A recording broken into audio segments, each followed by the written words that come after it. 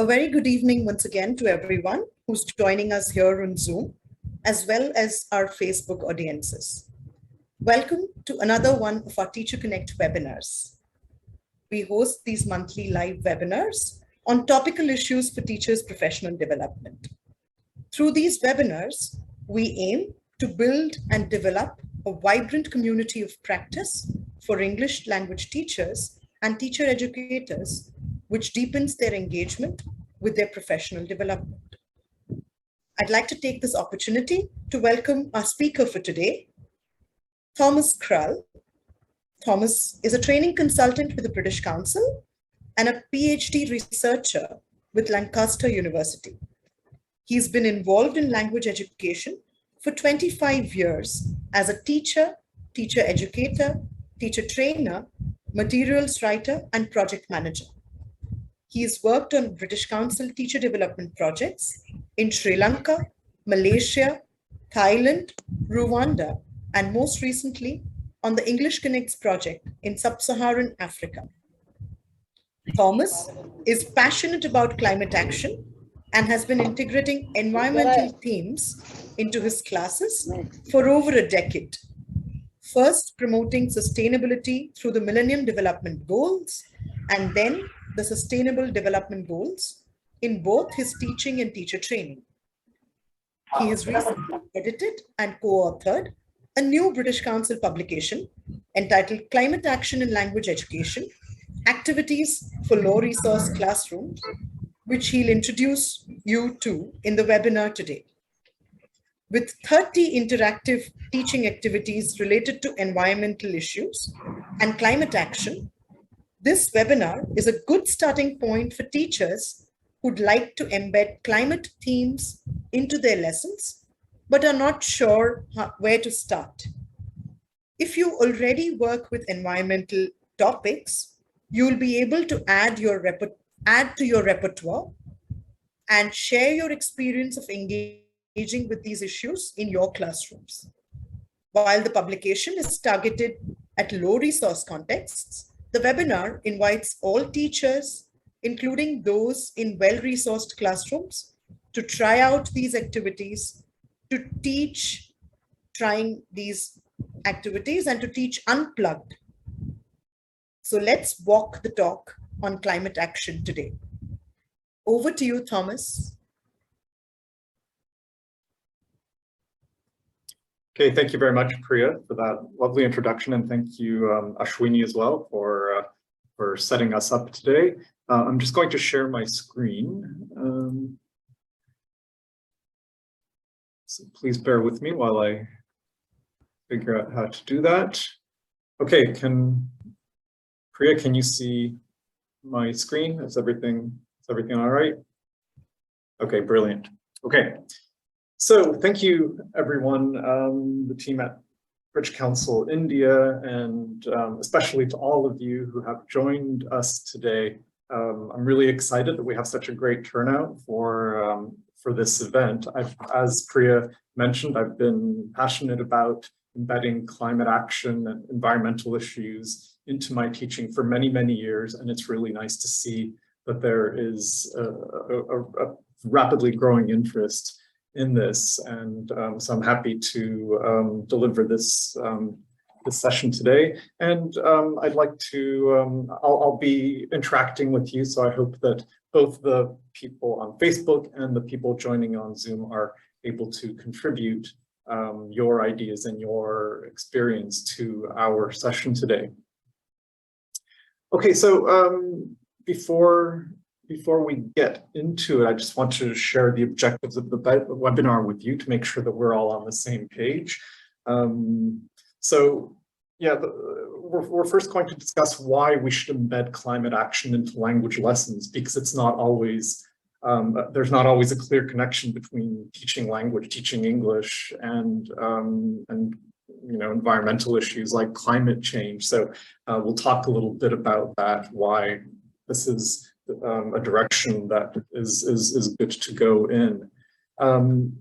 Saying that, a lot of teachers have some doubts and they face some challenges, some uncertainties teaching environmental issues. So we'll reflect and discuss on how we can overcome some of those kind of inhibitions or objections to teaching about climate change. And with that, we'll find out how to integrate climate themes and climate topics into our lessons, into ones which we teach right now, or similar lessons to the ones we teach right now. And finally, this will lead us to, as Priya said, to exploring a new free publication. It's been online, some of you may have already seen it, but it's a relatively new publication, which I edited and contributed to with 30 climate action activities. And it is designed for low resource classrooms, but it's actually useful for all teachers, really, all language teachers. So yeah, let's get right to it. And we're going to start with a poll. I think Priya is going to help me out with a poll. Okay, so the poll basically says, how often do you include environmental issues in your lessons? Yeah. I launched the poll, Thomas. Okay, brilliant. And our Facebook audiences can also respond to the poll. Okay, fabulous. Okay, and so thank you. We're seeing we've got a very good participation from around the world. We're based in India. I'm based in Andhra Pradesh, but we've got people from around the world, I understand, so that's great. Okay, so we've got quite a lot of participation. Well, it looks like sometimes and often are vying for the lead, but I think should I end the poll, Thomas? Yeah, sure, why not? Yeah, that's fine. I think we have a good idea. Sure. Okay, so yeah, will it disappear? Okay, no, it's okay. So yeah, this is interesting for me to see and for all of us to see. So yeah, it looks like most of you or many of you sometimes include environmental issues. Quite a lot of you do so often, which is great, some occasionally, and some do so rarely. So yeah, it's interesting to see your experience with this. And for those who have said they often include environmental issues in your lessons, it would be interesting to hear also from your side when we have when I open the floor to questions. So, okay, result. Stop sharing. Okay, so excuse me, I'm just finding the way to proceed. Okay, great. So that's the poll. So thank you very much for your participation. So especially for those who were kind of on the occasionally or rarely side of that scale. So why should we include climate issues in our teaching? Why is it relevant for us? Well, first of all, you know, we are in a crisis. There's a consensus among scientists and among almost everybody that we are in a crisis situation. Here in India, we've had heat waves, we've had floods, and of course, beyond India, we've had heat waves, floods, and other extreme weather events. So we are in a crisis situation, and so we need to prepare our learners for the future. Our learners are mostly young people who are going to have to live with the consequences of the actions we are all taking now. So it's an important investment in our future if we bring up climate issues with our students. And it's relevant in English class for a number of reasons, but one of the major ones is English is an important language in climate science, in publications, and in global information exchange and dissemination, and environmental advocacy and activism. As we know, climate change doesn't know any borders. It doesn't follow national lines, or it doesn't know any languages. So English is the global language of climate change for the most part. It's not the only one, but it's one of the most important ones. And so it's relevant to use English class to embed issues on climate.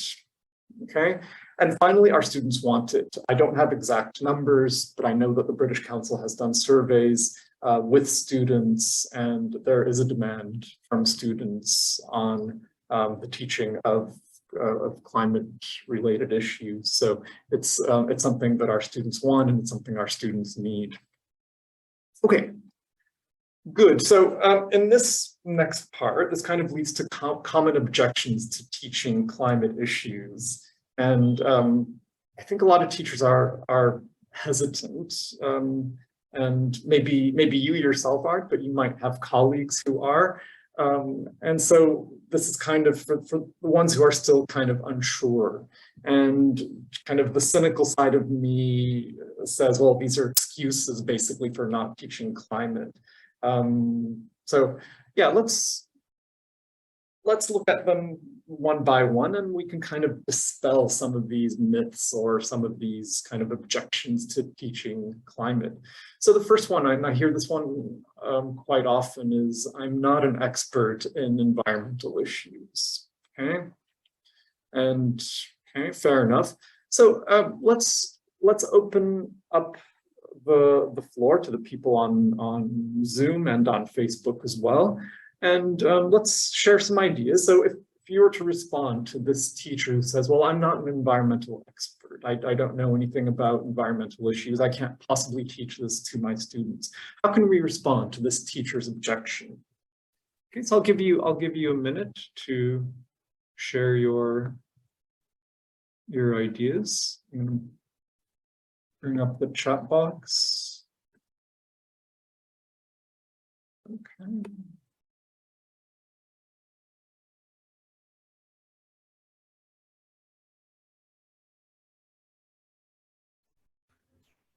Okay, so some people are saying by supporting teachers with training and resources. That's Parul. Thank you, Parul.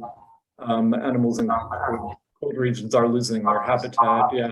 So I mean, yeah, we're all kind of aware of what's going on. So even though we aren't experts, we watch the news, we watch the videos online. We see some of the talking about the news, finding relevant resources.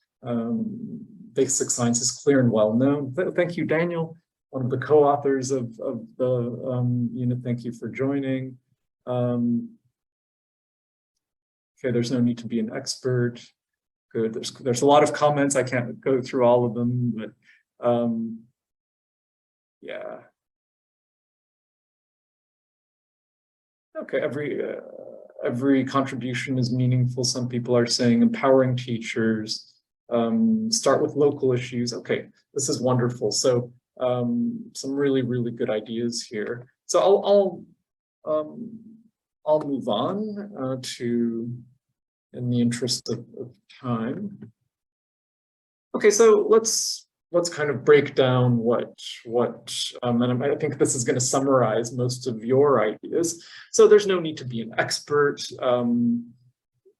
We as teachers should also be prepared to learn from our students. If they're getting science classes that we aren't getting, they might be able to share some of their ideas. It's our job as teachers to read up on current environmental issues, even by experiencing the floods and the droughts and the extreme weather events, the heat waves. I mean, we all share that in common. So, and we can read more about some of the issues around it. So there's really no excuse. And it's up to us also to motivate students to care about green issues and protecting the environment. So it's not just, it goes the other way as well. So we need to be proactive in motivating students who might not be there yet, who might not be so motivated. And as teachers who hopefully already teach interactively and run learner-centered lessons, we set up and manage activities and discussions. So we can set up and manage activities and discussions about climate-related issues.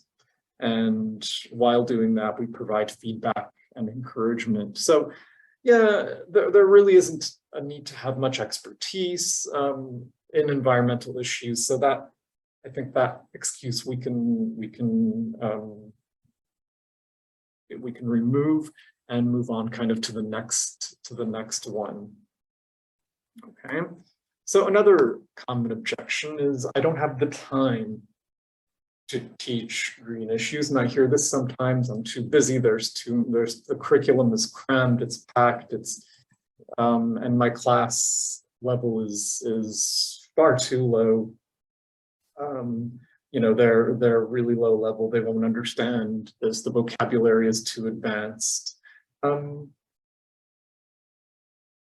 Yeah. So again, so these are I've put these two together because I think they, in some ways, there's some interrelated parts to them. Any response to these? So question of time, the curriculum's too crowded, and the student level is low. Any responses to these objections? Okay, so I'll wait for people to contribute to the chat.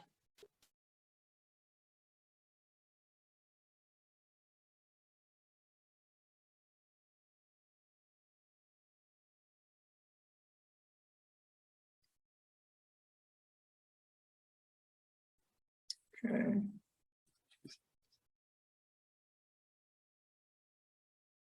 Okay, so incorporate teachers into the curriculum. Incorporate such issues into the curriculum. Good, thank you. Again, Parul.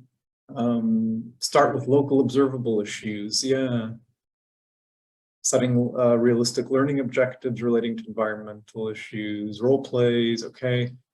So for lower levels, role plays are nice. Story sessions for better understanding, really nice. Okay, thank you, Nishta. Teachers should align syllabus with climate education. Yeah, so kind of the co-curricular kind of cooperation with other teachers. Good.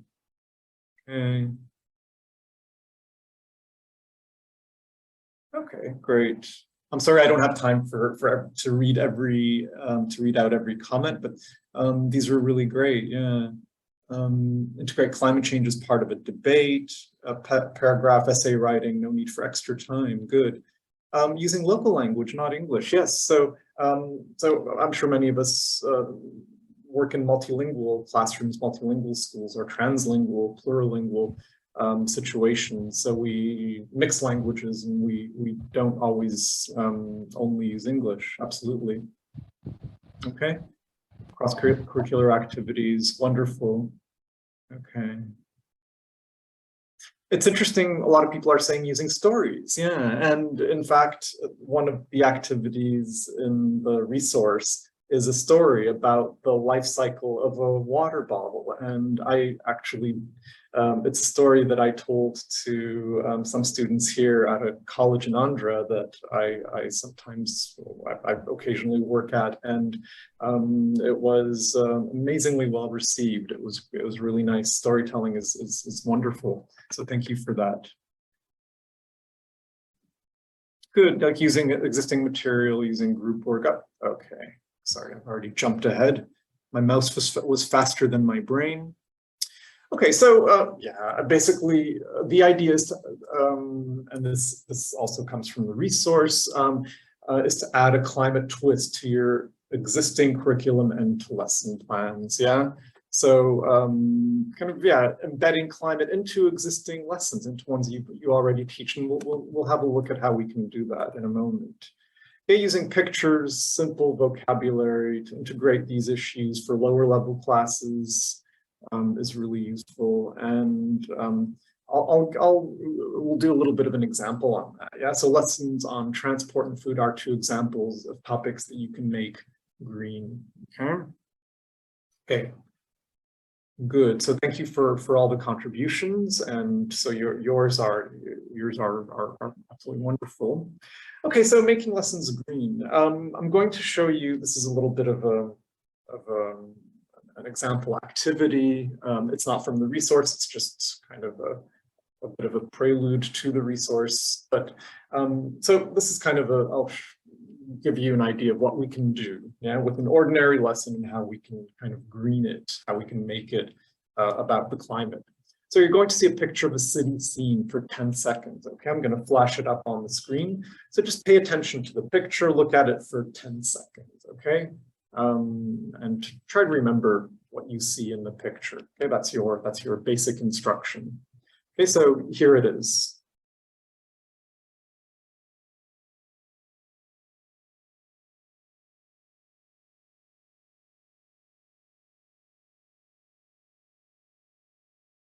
Okay, lovely. So keep that picture in mind. Don't do anything yet. Okay, so a typical task would be, so this is we use pictures all the time in our teaching, and if we're teaching transportation, modes of transportation, or forms of transportation, we can give an instruction like this. Okay, students in groups, yeah, work in your groups and make a list of all the forms of transportation you remember in the picture. Yeah? So the students would have a race or something and write down all the different forms of transport. This is a very low level class. It could be young learners. And so off they go and they make a list of transport, okay? Okay, so it may seem obvious, but how can we turn this into a green task? How can we embed climate action or environmental awareness into this task? Okay, so what can we do? Okay, so just if you want to share your ideas in the box, in the chat box, yeah, what can we do with, instead of this typical task, what can we do?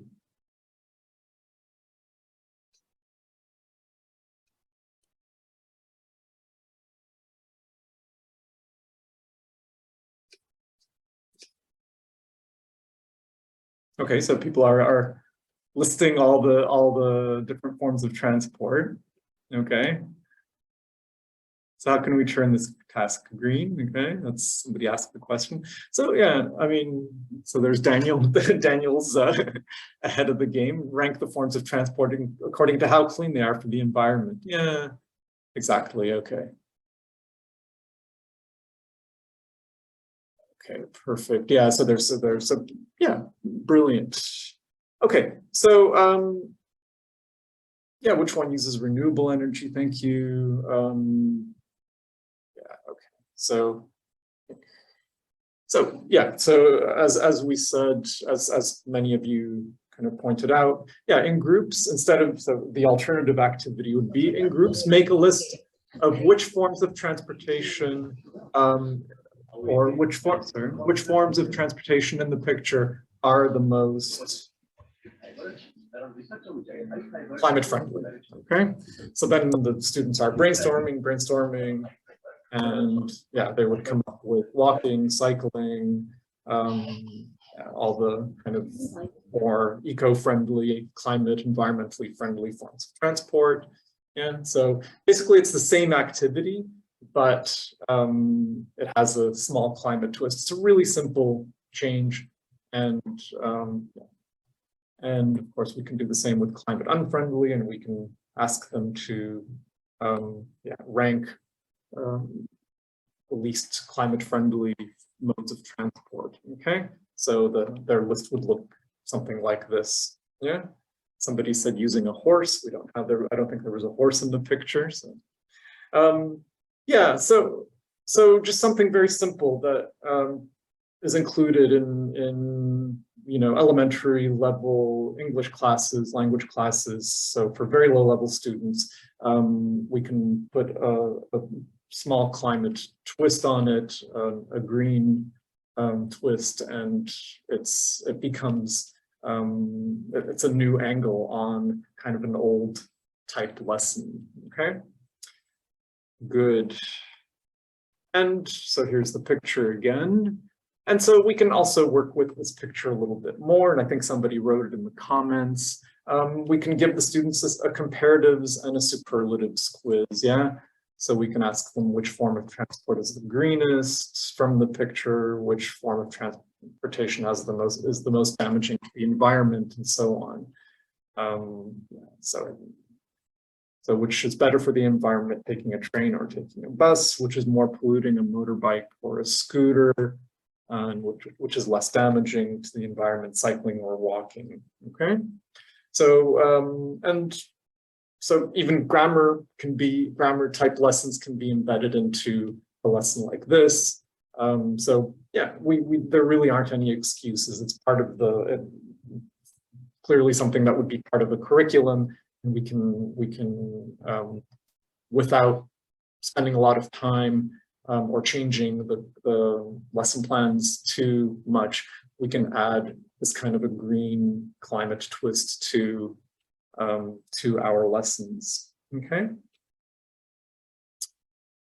Okay, wonderful. So, and similarly, we can do the sort of thing for food. So this is a typical kind of visual that often appears in books, and this is from the Indian government on foods we should eat sparingly, eat moderately, eat liberally, or eat adequately. And again, typically students would, in an English class, would be asked to identify their favorite foods, which ones they like, which ones they dislike. So we can add a climate twist to this in exactly the same way, yeah? So groups 1 and 2 can list the foods in the picture which are the most climate friendly, and groups 3 and 4 list the ones which are the most climate unfriendly foods, okay? And here we get into a bit of a discussion, well, which one, how far do the fruits and vegetables come? How are they transported? What sort of carbon footprint does each of them actually contain, and so on. So this also involves some critical thinking on the part of the students, and it gets a discussion going. Okay, so yeah, again, an everyday kind of pretty ordinary lesson can be transformed with a look at it through the lens of the environment and of climate. So just really, this is just to say that low level and no time are really not good excuses at all. Yeah. And this sort of greening of lessons really benefits students. It may well provide cross-curricular learning. If, for example, at the college that I teach at here, they have they study food science, so this could be integrated in with that sort of study. And it's also more interesting for students because probably many of them have had this in previous English classes. Typically, in my experience, students get bored of always rehashing the same lessons over and over again, and a climate twist is something fresh. So I think that's really worth trying. And as I said, it develops some critical thinking skills. They have to look at not only the food itself, for example, but how it's packaged, where it comes from, to kind of think about the climate impact. Yeah, so they really have to start thinking about these issues if they're asked to kind of rank the foods from most to least, kind of environmentally friendly. And there may not be, we may not even know the answer. So students have to get used to ambiguity, that there may not be exact answers. We don't know exactly because it's not that easy to identify precise carbon footprints on these sorts of things. Yeah. But what it does do is it encourages a climate critical perspective on kind of everyday topics. And I think that's really quite nice. Okay, good. So the next objectives that are commonly shared is the green issues are boring. Yeah. Yeah. And it's also sad. People get depressed. They get climate anxiety. They don't want to hear this anymore. There's too much of this. We don't want to depress our students. English classes are meant to be fun. Okay, so again, any response from the group? You can share your ideas here in the box or on Facebook in the chat. Okay, so lessons can be made interesting. Okay, so how would you respond to these teachers who say, oh, green to sugar is boring and it's sad? Okay, storytelling, we've heard already, yeah. Telling the story is always makes things more interesting. Yes, students find it boring, someone Hatal says it, okay. Okay, somebody else says that they are interesting, the green issues are interesting. So okay, so we can use e-tools, games, puzzles. Yeah, so I mean, it's like any topic we can use, you know, lots of topics can seem boring, but we can make them interesting through activity-based and games-based learning. Sure, okay. Good, all right. Interesting ideas from, okay, I'll, yeah, make it into action, not just discussion. Yes, excellent, Yanti, thank you. Okay, show useful, interesting work being done. Okay, students should participate. Okay, wonderful, good. All right, make project-based activities, excellent. Okay, story-based retelling, picture-based narrative story, really nice, excellent, good. Wonderful, good. I'll go on. You can keep the chat going. I'm going to, just in the interest of time, I'm going to share my ideas, and they're probably very similar to what's being discussed on the chat. So the starting point, in my experience, is to make it local. Yeah, green issues can be boring if they are remote. If you're talking about melting ice caps and polar bears in a tropical context, it doesn't relate much to people's lived experience where they are. So, but we have local heat waves, we have local floods and droughts, and those things might affect the students, their families' livelihood. So if we make it local, then that automatically is more interesting. Okay, so relating it to the student's context, it could be at the school or at the college, it could be in their town, and so on. Absolutely. And something several people in the chat said, focusing on actions and solutions. And the resource does a lot of this. So the activities raise awareness, but they also focus a lot on action and solutions. And this really works well. So for example, in the college where I've tried out the resource here in Andhra Pradesh, I've done several of the activities, and we have also incorporated them into a clean campus drive and a campaign. And so the students' awareness was raised about kind of throwing garbage, especially plastic garbage, everywhere, because the campus had, many people would just drop their litter everywhere. So we had students actually picking up the garbage and raising awareness with other students about the fact that it often ends up going into water systems and into ocean islands of plastic. And so the feedback I had on that was really amazing. Once the awareness was raised through some of the activities in the resource, and we did the actual campus garbage pickup, they really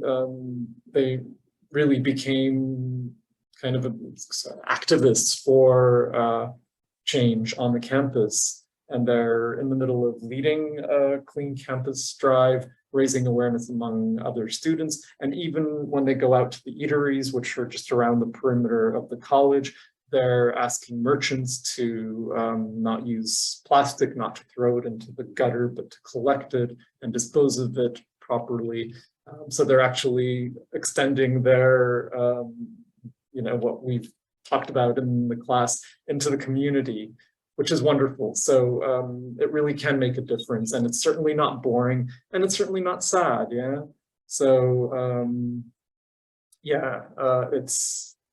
I know I see some comments here. There's still, I know, got political parties still clear forests and to give mining permissions. Yeah, I mean, so we raise our students' awareness about these political issues, yes, but we get them also to act locally, and then hopefully, when they become older and some of them might end up in local government and in state government or wherever, maybe those kinds of changes can go from the bottom to, higher levels. So yeah, we're starting locally and hopefully spreading outwards.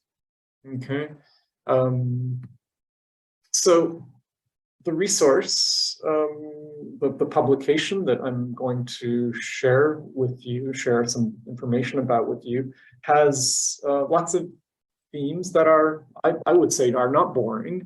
They're quite interesting and they're not depressing. So there is a unit on fashion, there's one on sports, there's an activity related to music, and there is haiku poetry, which we had a competition at the college.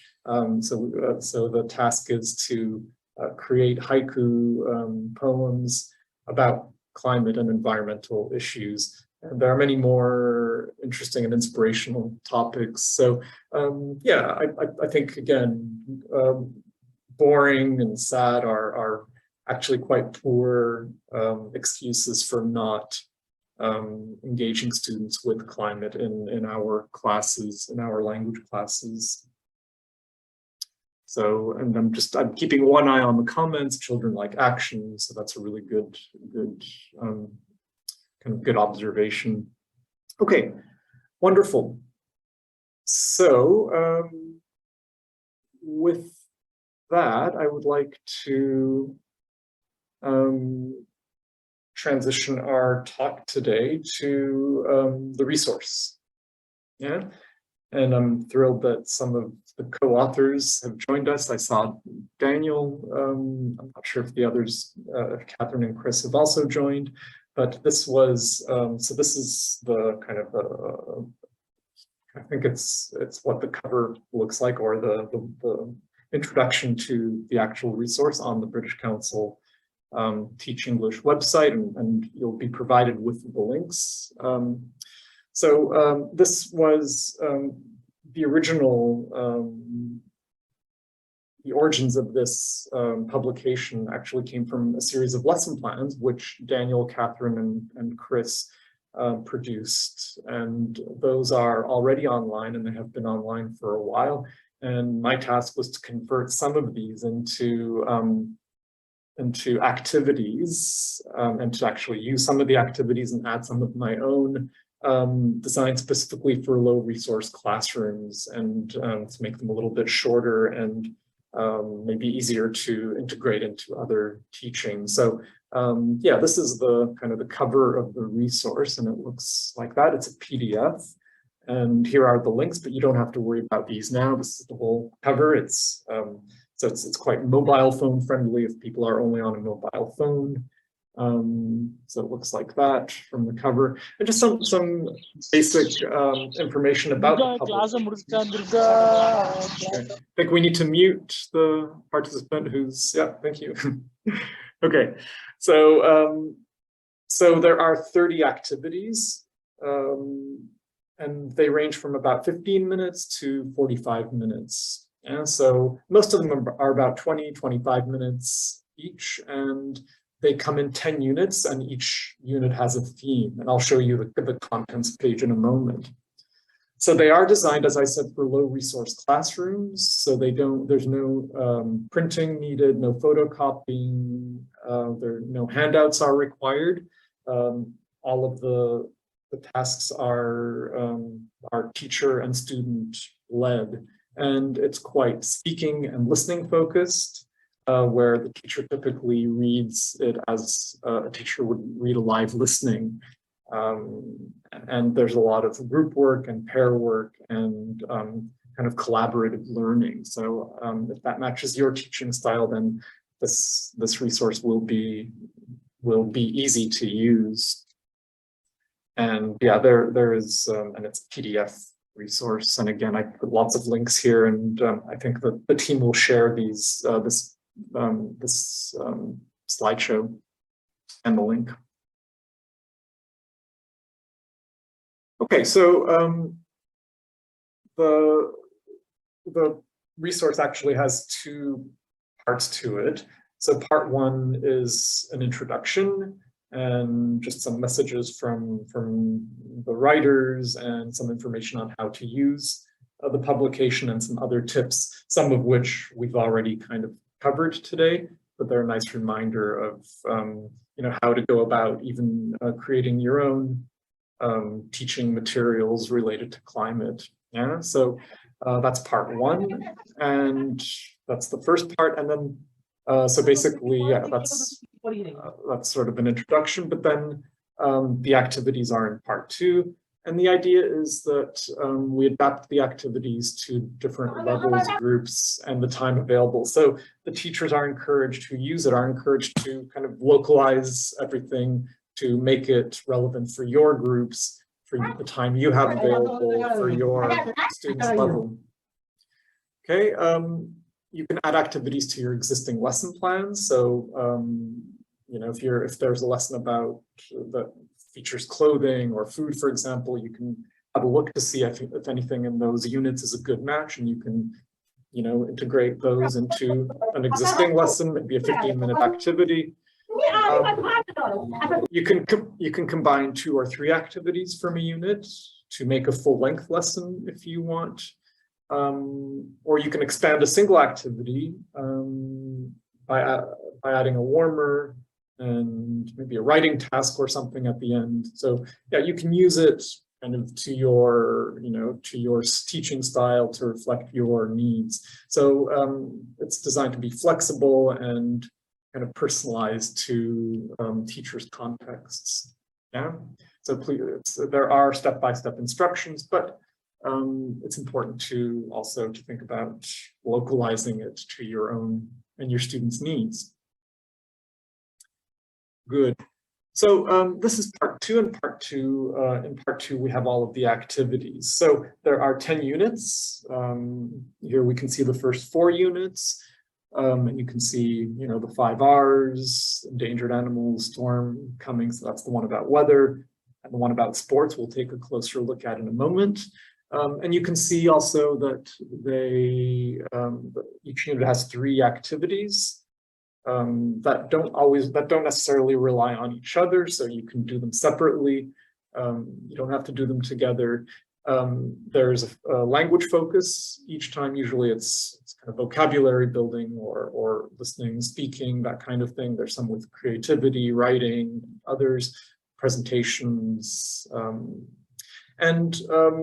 yeah, there's a suggested level and age, but again, it's flexible. So you can usually make these a little bit more difficult or less difficult depending on your students, your level.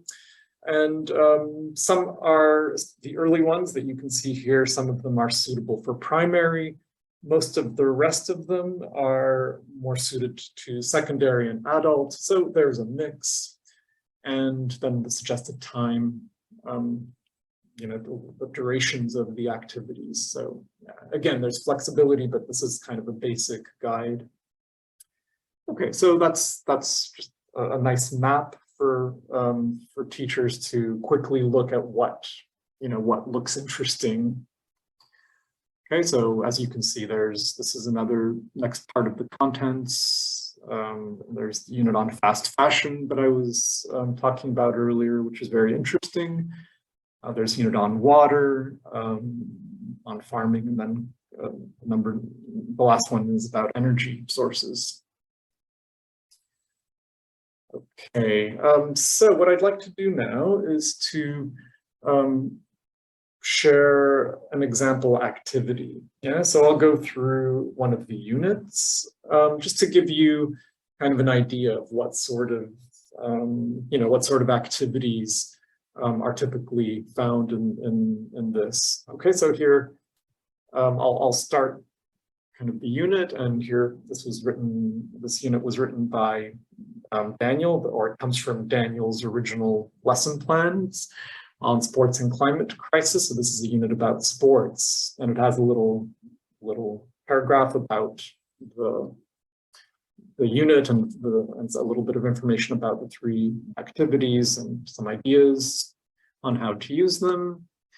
Then there is a quote, an inspirational quote, usually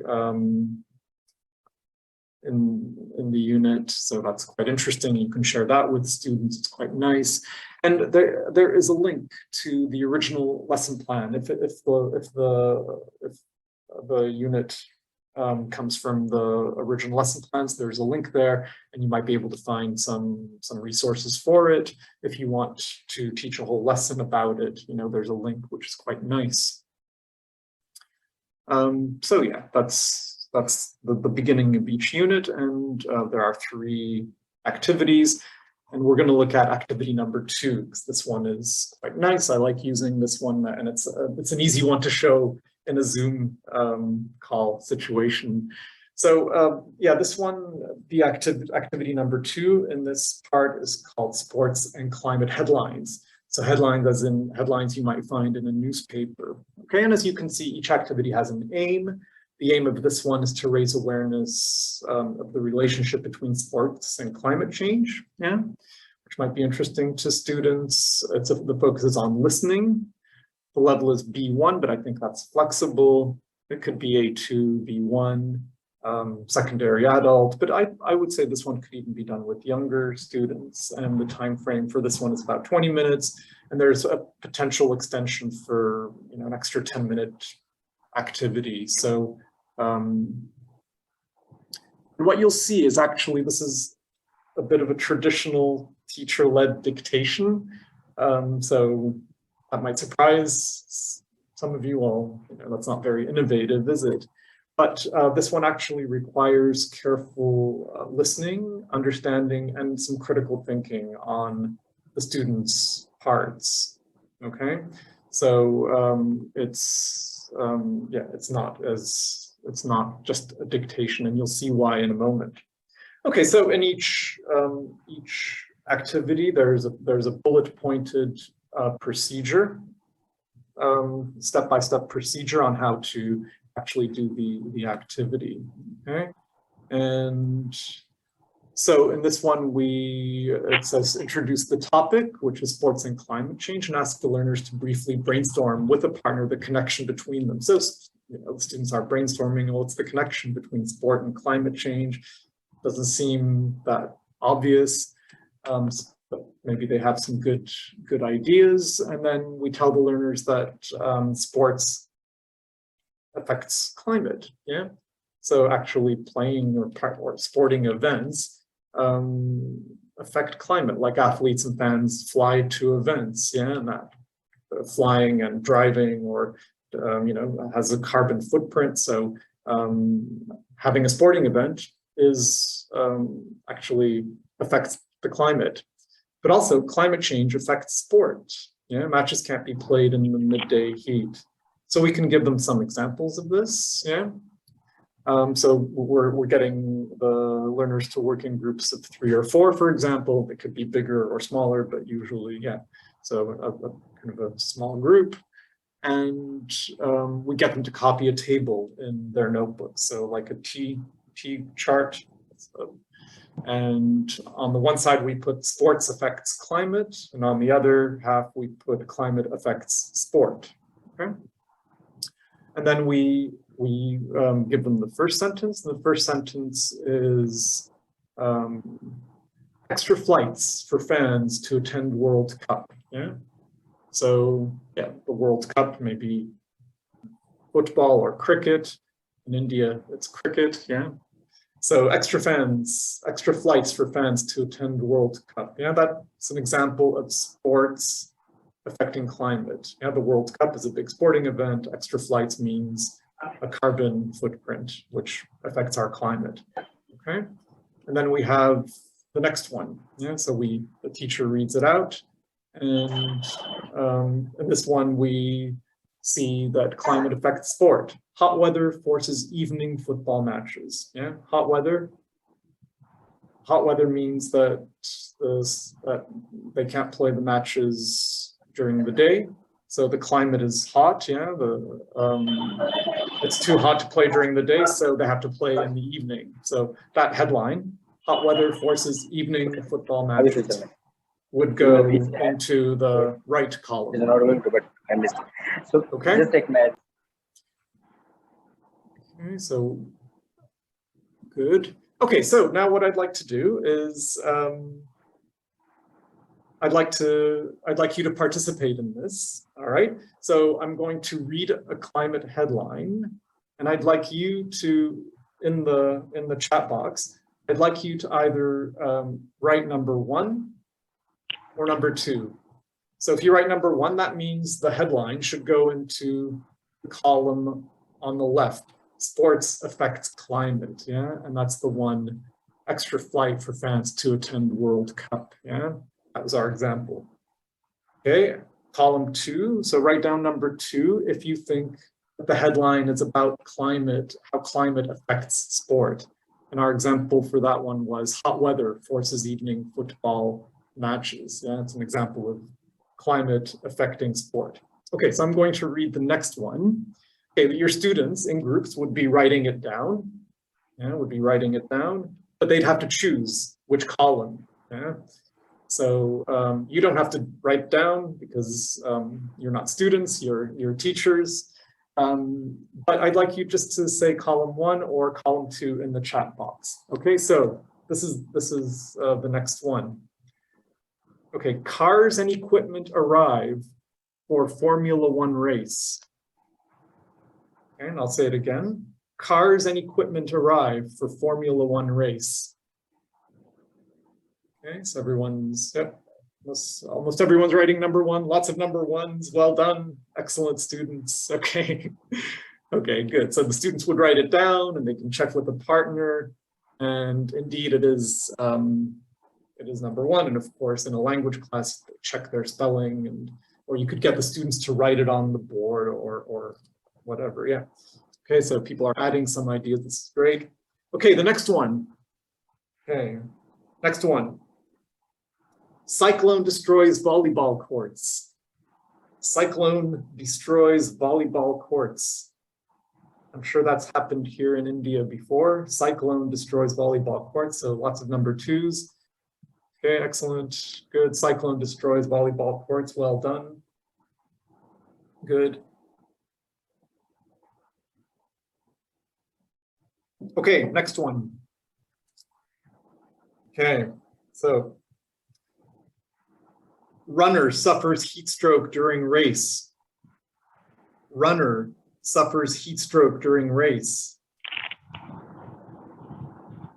Okay, so I saw mostly number 2s. I saw number 1 there. I saw a couple of number 1s, but mostly number 2s. Okay.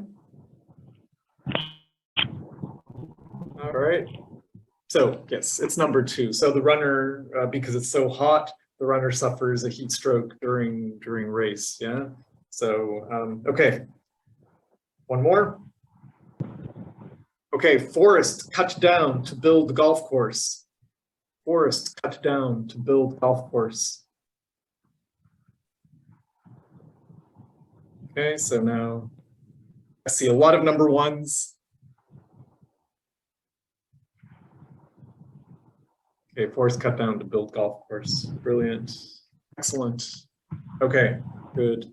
So, of course, the students in groups will be writing these, or even individually, perhaps. It's up to you. You can adapt these if they're all sitting in rows and you don't have time to put them into groups. They can do it individually, and then check with a partner. Yeah, it's the activities are very adaptable, and they have to listen carefully. They have to understand what's being said, and they have to put it into the appropriate column. The problem with traditional dictations is that students often just write what they hear, but they don't think about it. They don't process the information. So they're not really understanding it very well. But this forces them to make a choice, and they're getting kind of the language practice as well as focus on the meaning. So so this is quite a nice way to, yeah, to work with the students. Okay, wonderful. Thank you for your participation. Excellent work, everyone. And in this case, and quite often, there are optional extension activities. And so here, if they're working in groups, students can come up with their own headlines. Yeah. So it's a nice opportunity for students to be creative and create their own sports headlines. And this way they get to kind of practice the language of making headlines. Yeah. And there's a specific type of language that involves. Yeah. And it's creative for groups to do that. And a nice touch is, so if anyone has any ideas on headlines, you can put them in the chat. An interesting way to proceed here, once the groups have 3 or 4 headlines written down, they can read them out to another group or to the whole class. And so each group reads out their headlines. The others have to guess or identify which column it is in. Is it in the left column or the right column? Just again, to get that kind of active listening going in the classroom. So to encourage students to listen to each other and to engage with each other's work. Yeah. So there are some nice, are there any headlines? Deforestation. Okay. Good, so I've just found out we have about 10 more minutes, which is wonderful. So we have plenty of time. That's great. Okay, good. So this is a nice kind of easy to run activity. It doesn't have to take very long. And there are actually, in the activity, there are several more sentences. So you don't have to do them all, or you can make your own. Again, it's just, it's an idea that teachers are invited to develop for their own context. Yeah. And for sports that are relevant to the country. So this is a resource available around the world. Of course, it wasn't written with a particular context in mind. In some context, cricket is popular, and others it's different sports. So it's, you can adapt it to your needs. Okay, good. So going to continue on. So in the same unit, there are, that was for maybe lower middle level students. For more advanced students, or even for the same students, another lesson could be more involved. So students have a problem tree, and they have to fill in the causes of the problems. So for example, here sports events are damaging to the environment and contributing to global heating is the problem. And the students have to brainstorm causes. So the example here is athletes, coaches, and spectators fly from far away for big sporting events. And so they can brainstorm other causes, and then they can brainstorm some solutions. So it requires engagement and sort of group work. It could be a meeting simulation, and then they can present their ideas to another group. So there are these sorts of visuals kind of there in the resource for you to consider using for speaking activities. Again, it's something easy to draw on the board. No handouts or photocopies required. There's always a possible solution which gives the teachers some ideas on how to give students some support if they need. Okay, but there aren't necessarily right or wrong answers. They're just possible solutions. And for younger learners, there are resources like this. This is one of the ones early on in the volume. So students are asked to brainstorm big animals. Yeah, so the example could be elephants. So again, you draw a mind map type thing on the board, and students identify big animals. Yeah, so this is really appropriate for young learners. So they come up with something, the teacher boards all the different animals the students come up with. And then in groups, they brainstorm more animals. So small ones, cute ones, strong ones, strange ones. And engages young learners with the natural world, and then yeah, you can kind of eventually this unit talks about endangered animals and wildlife protection. So yeah, it's just a nice introduction for students at the very lowest levels. So yeah, there is kind of young learner or very young learner friendly activities here as well. Okay. And of course, for older learners, adults, or secondary students, in chapter 10 or in unit 10, there is some kind of key vocabulary. So energy sources, so mind map used for more advanced students, where students are asked to identify these sorts of things, and yeah, there are the answers. So this is followed by haiku poetry, which is wonderful. So there are some more serious ones and more fun ones. So take your pick. It's not a resource that you do from cover to cover. It's certainly one you dip into and select things that are interesting for you. Good. So we are coming towards the end of the webinar. So we got a slightly early start, and so we can have lots of questions, which is great. So I mean, my home country, or one of my home countries, is Canada, and this is something that really touched me. This proverb from some of the First Nations in Canada, the Cree, and they say when the last tree has been cut down, the last fish caught, the last river poisoned, only then will we realize that we cannot eat money. This is something that's in the resource, and it's an inspirational quote, or one that I found quite inspirational. So with that, I'd like to kind of end this part of the webinar. I've included some resources here, which and the websites. So for this resource, for the original lesson plans, which many of these activities came from, and then a link to the ELT Footprint website, which is a group that we are members of, that has lots of great resources. There's a Facebook group and a website, and there are many great resources there. Wonderful. I think I'm surprisingly ahead of schedule. I'd like to thank you all very much for your wonderful participation and all of the great ideas. And I look forward to hearing your questions and continuing the discussion. Thank so I'm you. Going to stop sharing. Thank you very much, Thomas, for a very engaging session on a very pertinent topic that we are all grappling with, the issue of climate action. I'd like to open the floor to questions and answers. People on the Zoom session who are joining us here, please post your questions pertaining to the topic here in the chat section. And our audiences who are joining us live on Facebook, please post your questions in the comment section on Facebook. Our moderators will make sure that the questions reach us. I'd request everyone to switch off your video and to mute yourselves, just so that we have the bandwidth and people are able to access the session.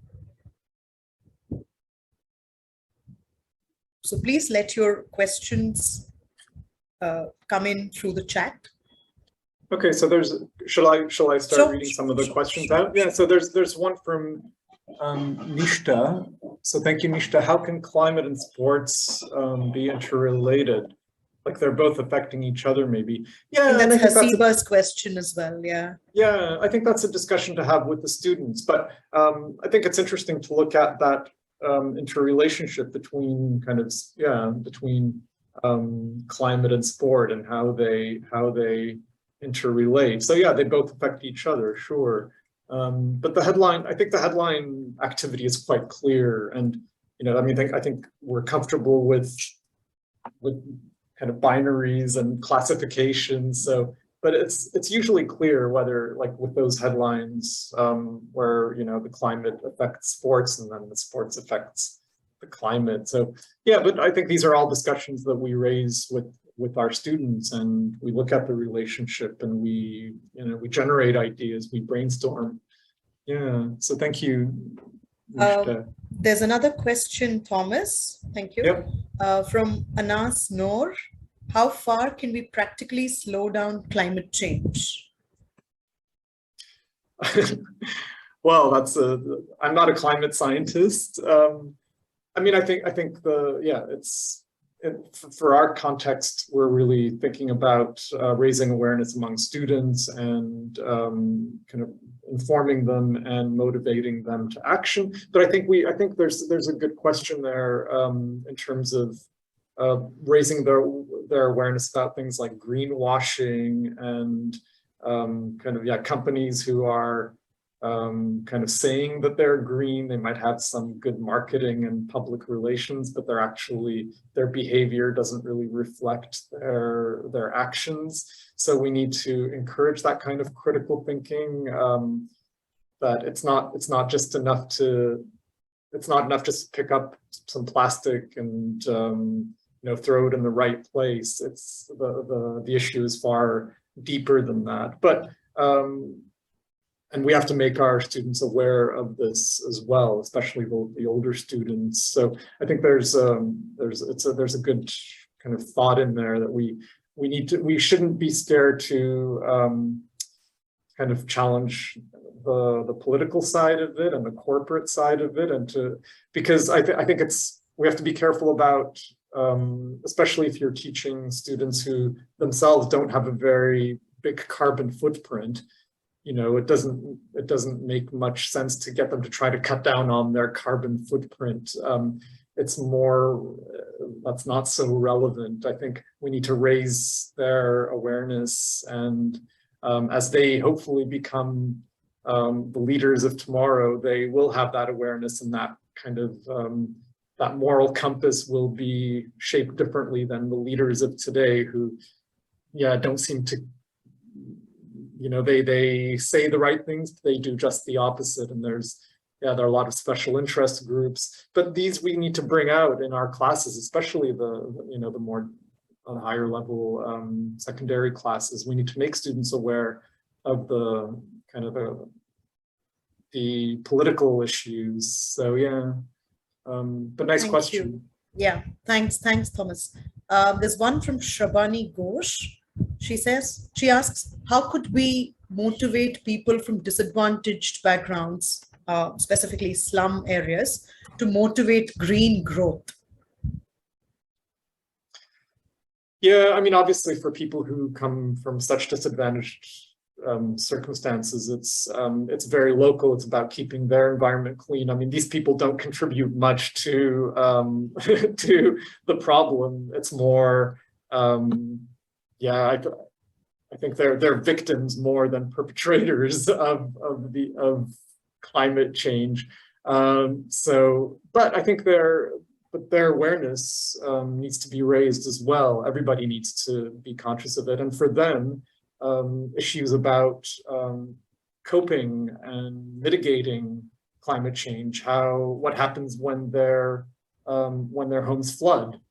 I know here in Andhra we had some major flooding, and there are people whose homes flooded, and they were, what do they do to prevent or to about flooding in their homes? So it's maybe with people from those communities, it's more about how they deal with the impacts, maybe more than the actions they take to prevent. Sure. So, Sure. Thanks, Thomas. We have a question from our Facebook Live audience, from Sadhana Shrutikirti. She asks, what answer should we give the students who ask us about climate? If climate change is an immediate crisis, why do many countries or governments allow the production of air conditioners, petroleum products, etc.? The student says, why should we alone be concerned with the issues when a lot of countries are pretty cool with it? Yeah, I mean, it's a really good question, and but I suppose it's these are discussions that should be, and in some cases are taking place in everywhere around the world. And so I think if everybody is saying, well, we're not going to do anything unless they do, and we're not going to do anything unless they do, then nobody does anything. So yeah, I think we need to, as I said before, we need to make our students aware of the politics of it and the factors behind why we are in the situation we're in. And I think we have to try kind of make a connection between, it really depends on the context and your students, but we have to, there are two parts of it. There's the top down and the bottom up, and something like a Clean Campus Drive and kind of raising awareness about where plastics go, how you know, kind of the bottom up stuff that we can do. I think it just helps raise awareness, and it helps raise that kind of also political consciousness among young people. And in the future, they'll make more demands on governments and businesses and for more systemic change. So I think it has to happen internationally everywhere. So, and also young people can influence people in the community and their parents and their families. So I was actually amazed how the people I was working with here, as I said, they went out and talked to the merchants on the street that they buy their snacks from, and they asked them to about their use of plastics and throwaway materials. So even something like that is a good start. Yeah, of course we can't. It's a collective effort of all of humanity. So it's not really useful just to say, well, we need people in China to do it, or in America, or you know, we need to. We have to stop thinking in kind of compartmentalized kind of ways, and we urge then our students to become global citizens. And this is kind of why English is appropriate as well. It is the language of kind of global exchange on this for the most part. So yeah, we need to make people understand this is a global problem. It involves us. We're part of the solution, and yeah. So I think we need to get them thinking along these lines. Thanks, Thomas. Dr. Vandana Lal has a question. She asks, how do you build urban resilience? Sorry, I didn't. Yeah. How do you build urban resilience? You really would need to ask a climate scientist how to build urban resilience. But I think it's something that we can ask our students, especially. This is something that if I had a group of students, many of them would probably be far more capable to share how they would build resilience in their communities and how to. I met a local. One of the students, or some of the students I met, had flooding in their homes during recent rains, and so kind of brainstorming what they do to prevent. Or what they could do to prevent that in the future, how they could combine with the communities, what sort of resources the communities can bring together and help each other out, and support mechanisms. And yeah, it's about people working together and collaborating at the community level.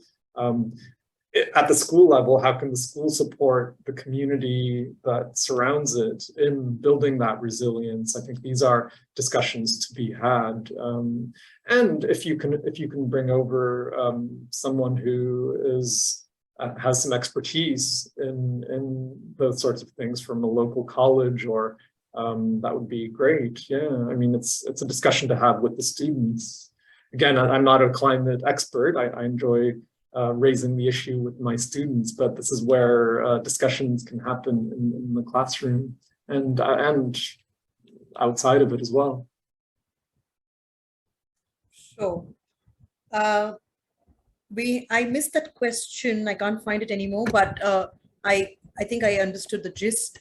Harpreet had a question about connecting across cultures to teach climate and to integrate climate into lesson topics.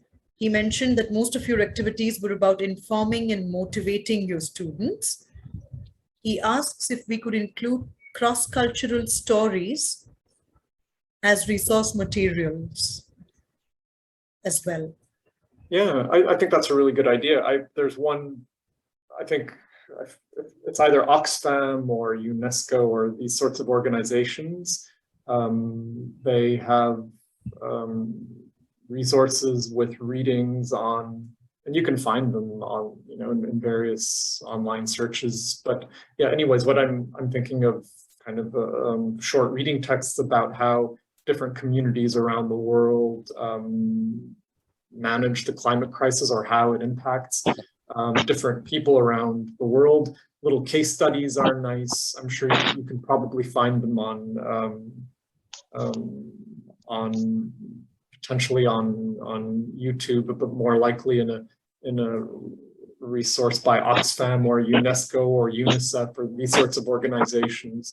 Local impacts of climate change, and you could get students to engage with those stories from around the world. I think that's a really nice idea. Yeah, I'll see if I can. Maybe if I don't know if this is going to be put onto. This is going to be, the slides are going to be shared. I wonder if I could add a link to that. Sure.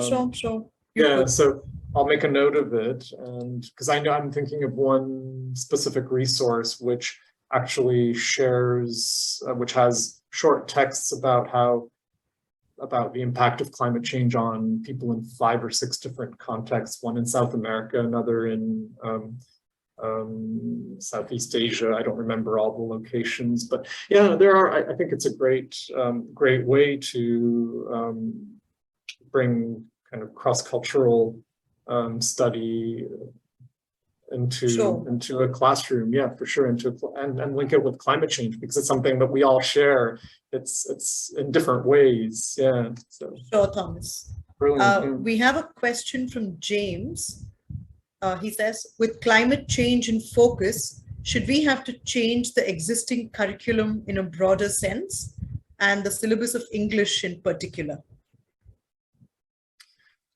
I mean, I think so, but it's up to curriculum writers, governments, ministries of education, and people like that. So I think there's an urgency to this, and I think there should be much more climate related teaching at all levels of education. That's my opinion, but. For what it's worth, yes, I think there should be a curricular change, but most of us as teachers have to work within existing curriculums, and we can tweak them, we can add to what we're doing or supplement it to some extent. So, and that's why that's why we developed this resource in this way, because it can be used as a supplement or to add to an existing curriculum.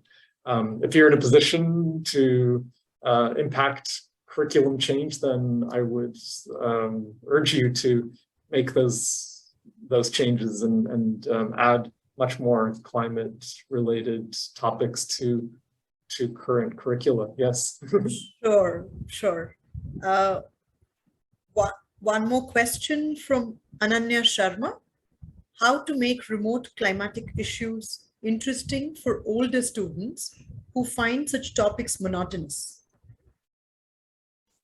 Do you think the publication covers that, Thomas? Well, I think we had some great ideas here, telling stories, and if it's remote, I think even if something is remote, we still connect issues with the student's own experience, or what they have read about it, or I mean, they may not know anything about polar bears and how that particular animal is impacted by climate change, but they might know something more local, and then you can build on that to introduce a remote story about how climate change affects something they're less familiar with. So I think the key there is in how any piece of material or any sort of teaching is presented initially. So we don't start with the unfamiliar, we start with what the students already know and build on that and their own experience, and we build on that to extend it. So so I think we can work with with any kind of even remote topic. We just have to make the students curious about it, and kind of that's the teacher's job, is to motivate students to care about something that's remote as well. So by personalizing it, try to establish a link with the local and the remote, and to kind of build that, fill that gap, so that it's not something boring or distant, but to bring it closer. Sure. And I think we have just about 5 minutes left. So this is the Sure. last one. Okay. Why can't the policymakers have a session on climate change and its inclusion and urgency in curriculum? Well, I mean, the British Council works with policy makers as well, and they're it's a complex issue. The British Council had they had a booth at the last COP summit, so there is some engagement on it, and I hope that this is forwarded with greater urgency, and I kind of feel things are I don't know, with the heat wave we've experienced here in India and in other parts of the world, with all of the extreme weather events that are becoming much more frequent. I actually think I'm starting to see much more attention being paid to this issue, and I hope that this results in direct impact on education and on curricula around the world. These things move slowly in some ways. It's, change comes slowly. There are a lot of stakeholders who have various ideas and opinions. So yeah, I think I hope there were some policymakers and decision makers with us here today. It's a slow and steady race. I'm not sure if I hope we have the time, but it's something that teachers need to kind of promote upwards to their supervisors, who then promote it upwards still. It's a discussion that some people aren't always willing to have, but it's something I think all of us are urging, all of the people who are climate kind of advocates, at least, are urging colleagues to talk about more, and pass that on to people in decision-making positions. Yeah. Thank you. Thanks, Thomas. On that note, I think we'll close the Q&A session. I'd like to thank Thomas for a very engaging session. Thank you very much, Thomas. I'd like to thank our Zoom audiences for engaging with us during the session. We will post I'll request my colleagues to post the feedback link in the chat box, please. Thank you to the FB Live, the Facebook Live audiences for joining us. We're posting the feedback form link in the Facebook Live chat section as well. You can access the link, and over to Ashwini.